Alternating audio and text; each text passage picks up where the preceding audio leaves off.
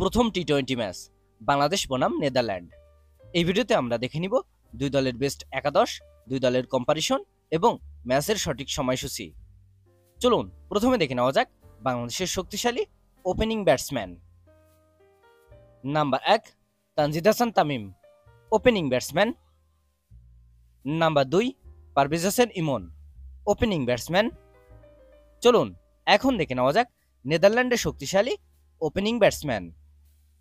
Number 1 Vikramjit Singh, opening batsman. Number 2 Max O'Dowd, opening batsman. চলুন এখন দেখে নেওয়া যাক বাংলাদেশের best mid order batsman. Number 3 Litton Kumar Das, wicket keeper batsman and captain. Number 4 Towhid Hridoy, mid order batsman. Number 5 Sheikh Mahedi Hasan, batting allrounder. Number 6 Jaker Ali Anik, middle order batsman. Number 7 Shamim Hossain Patwari, batting allrounder.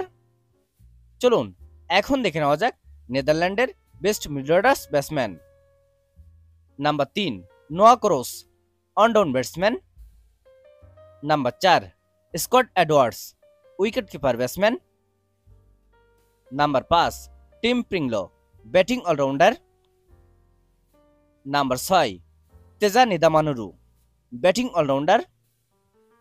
Number 7 Saqib Zulfiqar, bowling allrounder. চলুন এখন দেখে নেওয়া যাক বাংলাদেশ দলের best bowler. Number 8 Rishad Hossain, spin bowler. Number 9 Tanzim Hasan Sakib, fast bowling allrounder. Number 10 Taskin Ahmed, fast bowler. এবং number 11 Mustafizur Rahman, fast bowler. চলুন এখন দেখে নেওয়া যাক নেদারল্যান্ডের শক্তিশালী best bowler. Number 8 Aryan Dutt, spin bowler. Number 9 Ryan Klein, fast bowler. Number 10 van Meekeren, fast bowler. এবং number 11 Fred Klaassen, fast bowler. এই দুই দলের ভিতরে কোন দলের একাদশ বেস্ট বলে আপনি মনে করেন এবং প্রথম টি-20তে কোন দল জেতার সম্ভাবনা বেশি অবশ্যই কমেন্টে জানাবেন। চলুন এখন দেখে নেওয়া যাক বাংলাদেশ বনাম নেদারল্যান্ডের মধ্যকার প্রথম টি-20 ম্যাচের সময়সূচি এবং ভেন্যু। তারিখ 30 আগস্ট 2025, সময় শনিবার সন্ধ্যা 6টা, venue Sylhet international cricket stadium. ভিডিওটিতে একটি লাইক দিয়ে সবাইকে দেখার সুযোগ করে দেওয়ার জন্য বিশেষভাবে অনুরোধ রইল এবং সম্পূর্ণ ভিডিওটি দেখার জন্য আপনাকে অসংখ্য ধন্যবাদ।